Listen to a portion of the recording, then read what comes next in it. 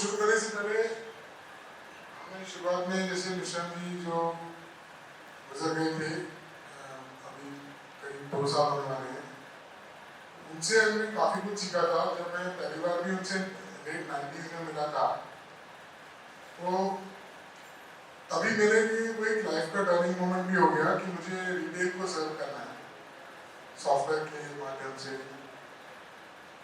And I started visiting with him some supermarkets and also trying to learn about retail.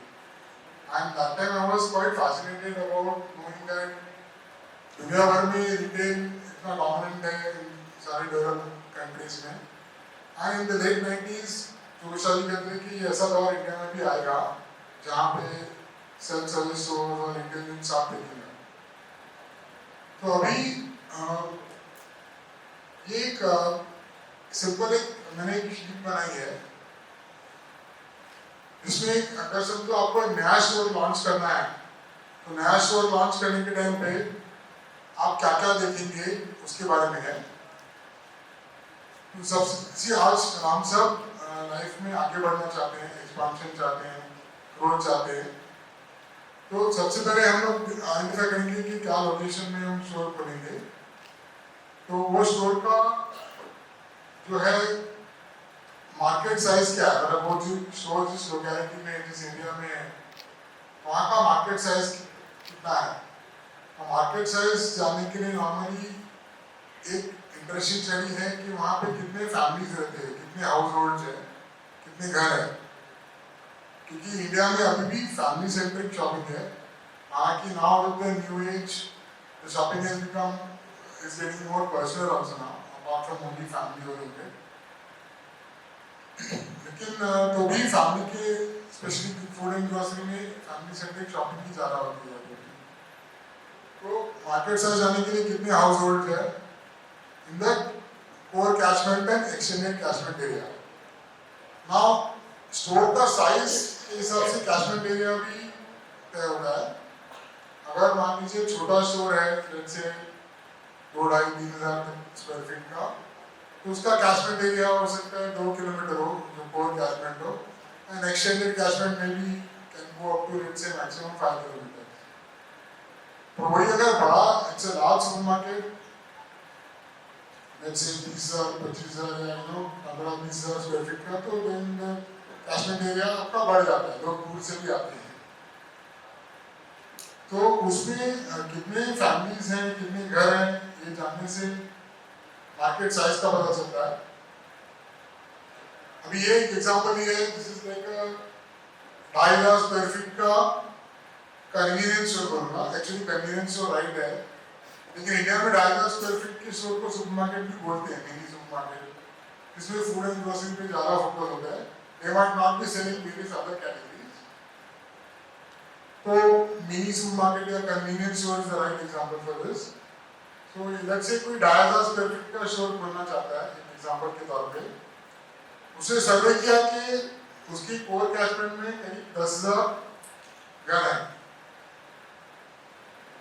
Now average एक घर में जो food and grocery का सामान लेते हैं, let's say it is 5,000 rupees per month, कि पूरे महीने का राशन जो भी खरीदते हैं।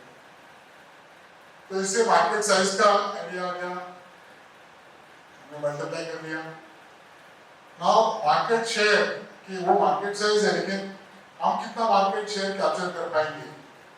यानी अगर समझो 10,000 घर हैं, तो हमने अज्यूम किया कि 10% लोग हमारे साथ शॉपिंग करेंगे। तो 10% के हिसाब से मार्केट शेयर ये आ गया करीब 50 लाख।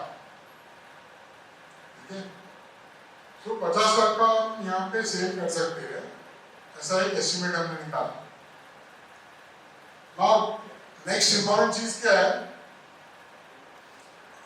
कि मेरे को खर्चा कितना आएगा। मतलब दुकान मुझे अगर खड़ी करनी है तो क्या क्या मुझे इन्वेस्टमेंट करना पड़ेगा, कैपिटल एक्सपेंडिचर उसमें क्या लगेगा, कॉस्ट स्ट्रक्चर कैसे होगा, मेरा इनिशियल जो ब्लॉक कैपिटल है वो कितना लगेगा, मुझे क्या कुछ बॉरोइंग करनी पड़ेगी, क्या मैं खुद से डाल पाऊंगा, प्लस मेरा ब्रेक इवन पॉइंट क्या होगा, मतलब कितने सेल पे मेरा नो प्रॉफिट नो लॉस हो जाएगा, और उससे ऊपर अगर सेल गया तो प्रॉफिट हो जाएगा। ठीक है, तो ये कैलकुलेशन के लिए हमने कुछ वेरिएबल्स रखे। तो सबसे पहले क्या था कि मेरे what is the expected gross margin. इसका मतलब कि सभी कैटेगरीज जो मैं रखूंगा, whether it is food grains and pulses, oil, masale, dry fruits, or even non-food categories, whether it's bath soap, detergents, etc. वो सब मिला के एवरेज ग्रॉस मार्जिन एक्सपेक्टेड कितना है, तो यहाँ 15% पड़ रहा है। तो एक और चीज जानना जरूरी है कि ये मार्जिन तो वो है जो हम जिस भाव में बेचना चाहते हैं वर्सेस हमको जिस भाव में खरीदते उसका डिफरेंस है ऑन सेल। लेकिन ये जानना जरूरी है कि इसमें से कुछ मार्जिन हमारा इरोड हो जाएगा, मतलब गायब हो जाएगा। वो किस वजह से होगा? The loss of erosion of margin जो है, it is also called as a variable OPEX, variable operating expenditure. It can happen because of various reasons. One is you may want to run some loyalty program or some USP schemes, promotions. Like अभी जैसे हमारे कुछ clients हैं जो 12 महीने खरीदो 1 महीना free चलाते हैं, या कुछ बिल बस्टर चलाते हैं कि आप 3000 का सामान लेंगे तो 1 किलो शक्कर फ्री है, वैसे इस तरह के स्कीम्स चलाते हैं। तो उस वजह से भी हमारा कुछ हम एक्स्ट्रा देते हैं, तो उसका प्रोविजन करेंगे। कुछ लोग जो गारमेंट्स वगैरह में डील करते हैं वहाँ एंड ऑफ सीजन सेल वगैरह भी चलाते हैं, जिसकी वजह से भी इरोजन ऑफ मार्जिन होता है। Then there are lots of charges like transportation, freight, loading unloading, APMC, Tata insurance, इस तरह की चीजें भी आती है। तो ये भी कुछ चार्जेस जो है वो कभी कभी बिल में लग के नहीं आते हैं, you have to pay extra, तो उसका भी फैक्टर इन करना पड़ता है। Then packing material, shopping bags, अगर आप शॉपिंग बैग्स के लिए चार्ज नहीं कर रहे तो फिर क्रेडिट कार्ड एंड जो डिजिटल पेमेंट्स में कुछ में कमीशन देना पड़ता है, तो उसमें भी कुछ खर्चा हो जाता है। एंड शॉर्टेजेस यानी हमारा स्टॉक लॉस होता है किसी भी वजह से, it could be packing loss या प्रोसेसिंग लॉस, जहाँ पे हम प्रोडक्शन वगैरह करते हैं,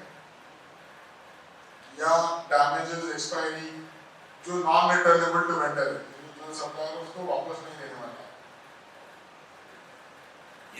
ये सबको वेरिएबल एक्सपेंस इसलिए बोला जाता है कि धंधा बढ़ेगा तो ये सब बढ़ेगा, धंधा घटेगा तो ये सब घटेगा। वैट जीएसटी जितना पेमेंट करना है, धंधा बढ़ेगा तो जीएसटी पेमेंट बढ़ेगा, पैकिंग मटेरियल कॉस्ट बढ़ेगा, ट्रांसपोर्ट कॉस्ट बढ़ेगा, तो वेरिएबल है एज पर से, that's why it is variable expense. अभी ये जो है इसमें शॉर्टेजेस में इवन डैमेजेस, लीकेजेस के अलावा pilferages भी आ सकते हैं। It could be something which is चोरी हो रहा है जो सामान अपने दुकान से, तो this is also one of the reasons जहाँ पे अपना erosion of margin होता है। Now typically erosion of margin is in the range of 3 to 4% of the gross margin. Rather I would say 3 to 4% of the sales, not margin, sales of sale, 3 to 4% of sale इसमें चला जाता है। तो ये 15 जो हमने calculate किया था, अभी ये प्रोजेक्ट रिपोर्ट या कैलकुलेशन में हमने इसको 3% पकड़ा है। ओके, अब 3% पकड़ने से क्या हो गया, 15 का सीधा 12 हो गया, जो ग्रॉस मार्जिन है वो 15 से घट के 12 हो गया। अब 12 होने के बाद जो बच गया वो 6 लाख रुपया, which is like 50 लाख का 12% is 6 लाख रुपया, that is our gross margin in रुपए में हमारे को 6 लाख रुपए का ग्रॉस मार्जिन बचेगा। अभी इसके बाद आता है कि मेरे फिक्स कॉस्ट कितने होंगे और किस किस हेड्स या ग्रुप्स के अंडर होंगे। नाउ फिक्स कॉस्ट में हमने यहाँ पे 5 प्रोडक्ट कैटेगरीज पकड़ी है। ऐसे तो हेड्स ज्यादा हो सकते हैं, बट मेजर कॉस्ट है सैलरी कॉस्ट, तो सॉफ्टवेयर कॉस्ट में आता है। इसमें नॉर्मली इसका सिंपल रूल है कि ये जो ग्रॉस मार्जिन है उसका 1/5 यानी 20% तक होना चाहिए। लेकिन अभी इसमें 35% तक गया तो ये थोड़ा सा रिस्की हो जाता है। और मैंने जहां तक देखा है कुछ सप्लायर जो रिटेलर्स में जहां पे ये 40% टच हुआ है, वहां पे इट इज एक्सट्रीमली डेंजर मान होते हैं रेड सेट, इसके ऊपर वो पानी सर के ऊपर यानी आप डूबने वाले ऐसा हो गया। So 40 is the danger mark, you should never cross that. Danger mark. Yeah. So ideally it should be about 20-25% maximum of the gross margin. अभी यहाँ पे नीचे आ जाओ। इसमें एक बात बता रहा हूँ कि कभी-कभी हमको पता नहीं, जब तक स्टाफ रखूंगा नहीं, पेमेंट देगा नहीं, इतना कितना होगा पता नहीं। तो इसको कंट्रोल करने का एक मैकेनिज्म है। हर 3 लाख का सेल पे एक स्टाफ का काउंट आएगा, तो ये कभी 25 से ऊपर जाएगा ही नहीं। 3 लाख का सेल एक आदमी, ये अगर हम अगर इधर पकड़ते हैं 50 लाख का सेल, 50 लाख का सेल तो अप्रोक्सीमेटली 16 से 17 टोटल स्टाफ लगेगा। तो अभी इसमें नीचे आते हैं। अभी देखिए स्टाफ कॉस्ट का तो आइडिया कब आएगा जब हम डिसाइड करेंगे कि स्टाफ लगने कौन कौन वाला है। तो अभी नीचे आ जाओ। अभी देखिए इसमें हमने स्टाफ का एक कैलकुलेशन किया है। जैसे एक मैनेजर पकड़ा है, सुपरवाइजर 2 पकड़े हैं, कैशियर 4 पकड़े हैं, सेल्स मैन या sales girl 3, helper 4, delivery boys 2 पकड़े हैं और एक सिक्योरिटी का। ये अप्रोक्सीमेट कॉस्ट पकड़ा है महीने का। तो ये टोटल अमाउंट कुछ 1,86,000 आ गया। टोटल स्टाफ काउंट अराउंड 17 आ गया। ये एग्जांपल के लिए अभी ऊपर जाइए, अभी 186 हो गया। तो ये अभी जो 6 लाख का अपना लॉस, ये उसका परसेंटेज है, 31% जो आया। तो yes, this is not in the 20-25% range, but it is not yet crossed the 35% mark, which is a danger zone. But we are starting this store, that is why, and this is just an estimate as of now. हो सकता है मैंने जो share पकड़ा है 10% market share, वो 12 हो जाए, तो ये ऑटोमेटिक कॉस्ट नीचे आए। चेतन देखो आप, suppose your market share you make it, let's say 50, an example दे रहा हूँ खाली। अभी 15 करेंगे तो ये 20% हो गया। Yes. अगर मार्केट शेयर 15 पकड़ लिया और छोटे गांव में हो जाता है 15। So let's roll it back and make it 12 just for an information. 10. So what's that? 12 क्या तो 25% आ गया। So change it back to 10 again. Go back to what we had originally estimated. Yeah. Now come down. Now rent. Just do this.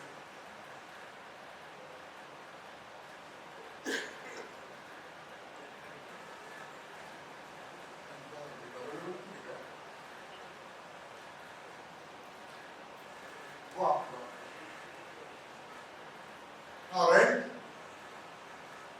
ideally should be in the range of 10 to maximum 20% of the gross profit. Now ये जो है 2,500 square feet का है, तो यहाँ पे 75,000 rent पकड़ा है महीने का। This is coming to about 12.5%. Why हमने percentage to sale भी डाला है, just for explanation, but percentage to gross profit is more relevant. Now electricity is again a next major cost.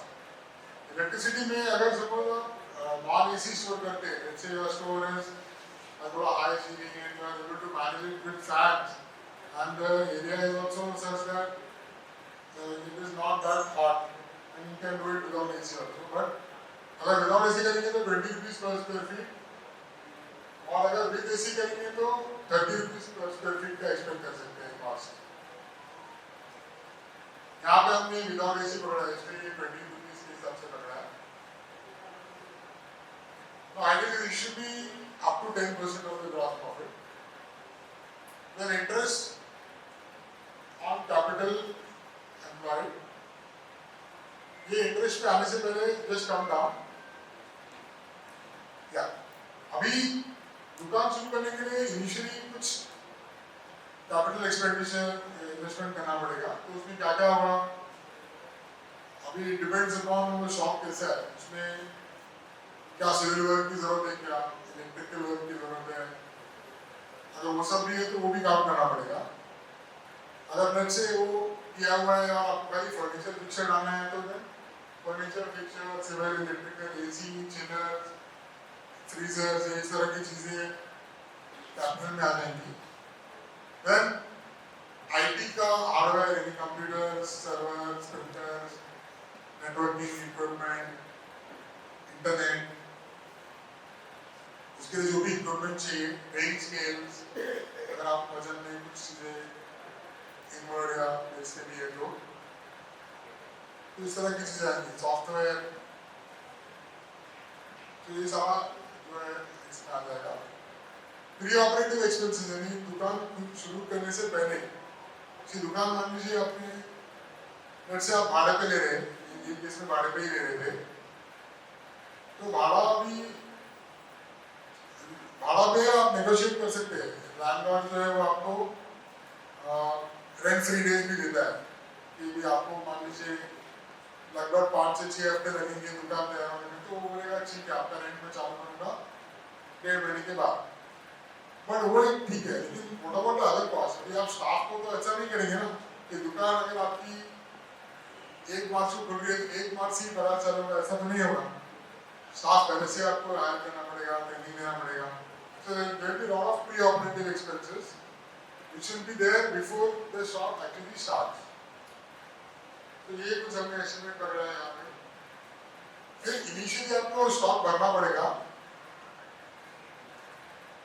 पहली बार, तो ये हमने 15 दिन का स्टॉक पकड़ा है। तो ये भी आप देखिए ये एक कैलकुलेटेड फिगर है।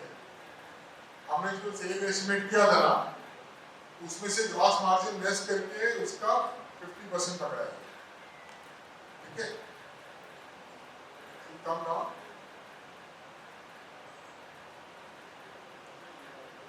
या इतना नीचे।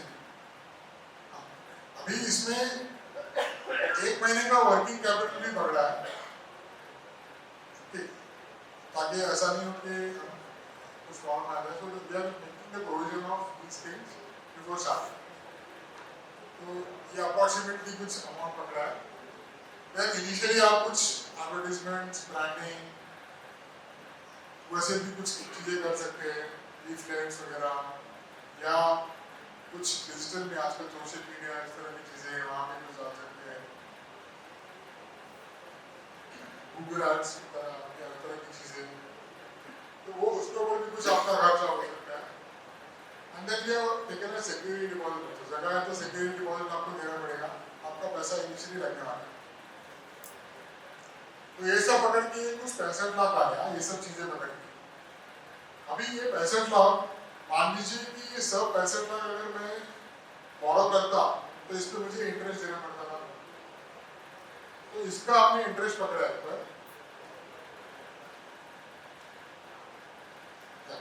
अभी इसका हमने 1% इंटरेस्ट पकड़ा है, बट एक्चुअली इंटरेस्ट का नाम जो आजकल चल रहे हैं, you can get it about 0.75 to 1%. I'm not talking about, so I'm talking about where you are taking borrowing intelligently and not from sources which charge very high income interest. कुछ cooperative तो subsidy दे रहे हैं। MSME अगर है तो आपको बहुत अच्छे रेट में लोन मिल जाता है, इवन अनसिक्योर्ड भी मिल जाता है आजकल MSME से। If you just register to your MSME, you just need 3 years.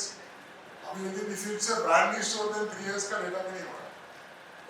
Cooperative store को गवर्नमेंट कोई 25 लाख स्टार्टिंग सब्सिडाइज पे देती है। कोऑपरेटिव वालों के लिए भी वो कैपिटल फ्री ऑफ कॉस्ट मिलता है। सो ये इंटरेस्ट कॉस्ट हमने पकड़ा है, और ये अदर कॉस्ट है जिसमें हो सकता है आपका टेलीफोन बिल, चाय पानी का खर्चा, रिपेयर मेंटेनेंस, वो तो आगे चल के आएगा ना, हमें 250 रुपये की जल्दी रिपेयर मेंटेनेंस नहीं आना चाहिए। बट ऐसे बहुत सारे हेड्स होंगे जो वो अदर कॉस्ट में रफली up to 10% maximum of the gross profit, रफली 1% ऑफ सेल भी आप पकड़ सकते हैं। अब ये सब ऐड किया तो मेरा टोटल कॉस्ट आ गया 4,26,000। ठीक है,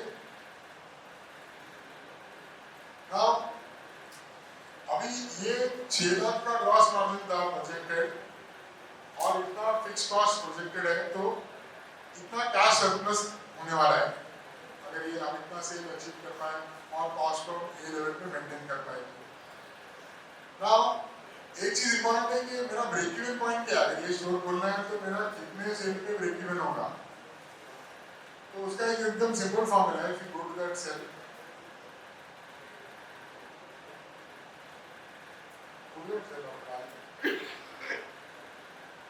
ये 35.50, इट इज सिंपल। जो भी आपका टोटल फिक्स्ड ऑपरेक्स है, fixed operating expenditure, that you have divided by the gross margin percentage to arrive at this number। तो ये 35.5 लाख पे ब्रेक इवन होगा ये स्टोर। अभी मान लीजिए आप ऊपर जाते हैं, लेट्स से अपने कैलकुलेशन में कुछ ऐसा कर दिया कि मेरा ये 15% नहीं है, लेट्स से ये 12% है, मान लो ग्रॉस मार्जिन 12 है किसी भी वजह से, तो देखिए अभी आपका ब्रेक इवन पॉइंट बढ़ गया। अभी आपका 47 लाख पे ब्रेक इवन होगा।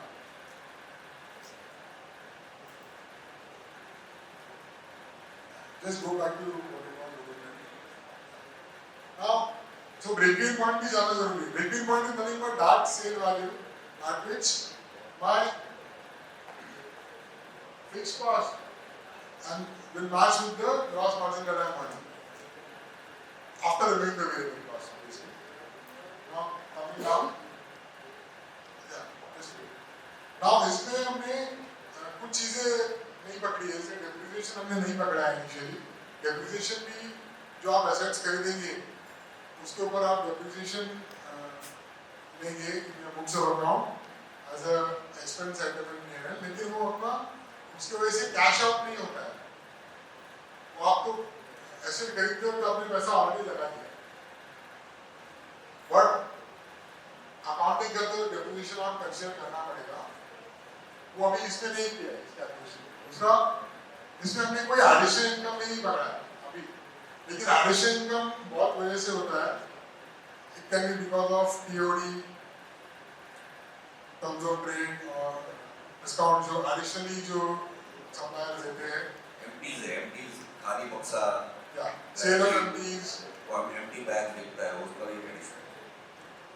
इसके अलावा देन डिस्प्ले, सप्लायर बोलते कि मेरा माल यहाँ पे हाई लेवल पे रखोगे इस रैक पे तो मैं 5,000 रुपया महीने दे दूंगा, इस तरह का भी इनकम होता है। तो ये बहुत सारी चीजें, विजिबिलिटी, कुछ आप एड्स रन कर सकते हैं।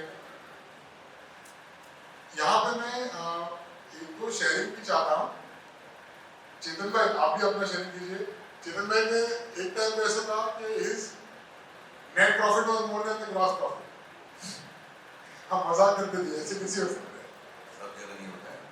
इसका कहना है कि ये जो अदर इनकम का पूछ रहे हैं, आप काफी लोग अभी मॉडर्न ट्रेड में है, टीओडी या टीओडी बोलो, उसमें आपको कितना परसेंटेज टोटल सेल पे कितना आ रहा है सबका, Unilever, Colgate, Nestle, Parle, Britannia, सब लोग हमें टीओडी दे रहे हैं, वो उनका टोटल कितना होता है, जितने लोग मॉडर्न ट्रेड में है। इसके अलावा जो विकास जी बोल रहे हैं कि आजकल बहुत सारे ब्रांड्स आपके दुकान के आगे पोस्टर लगाना चाहते हैं, ग्लास पे, बोर्ड पे आगे, तो उनका वो लोग अच्छा पे आउट दे रहे, 5, 10, 15 हज़ार तक दे रहा है वो इनकम। और यानी वो इनका ऐसा नहीं कि 1 महीना और 3 महीना, किसी का 6 महीना कॉन्ट्रैक्ट होता है, तो सिर्फ छोटे छोटे चीज में अंदर के बात नहीं है, बाहर भी बहुत सारा जो आपका ये है। इसके अलावा एक चीज और है, कुछ लोगों के सामने कोई फूड कोर्ट है बना हुआ, उसका इनकम आता है। कोई चाट का स्टॉल लगाया है, कोई जूस का स्टॉल लगाया है, कोई फॉल का स्टॉल लगाया है। इसके अलावा सीजनल बहुत सारे लोग ऐसे आते हैं जो बोलते हैं जगह तो टेम्पोररी हम इधर एक काउंटर लगाएंगे और उसका आपको पेमेंट देंगे। तो अदर इनकम के बहुत सारे सोर्सेज है अभी अपने पास और उसमें पैसा मिलता है। I would also like Ankur Bhai to share, I don't think Dinesh Bhai to share, but first Ankur Bhai, because I'll tell you Ankur Bhai का एग्जांपल क्यों दे रहा हूँ, क्योंकि उन्होंने वीडियो लिसनिंग हमारे सॉफ्टवेयर का बहुत अच्छा इस्तेमाल किया है to track this addition income from various suppliers, manufacturers.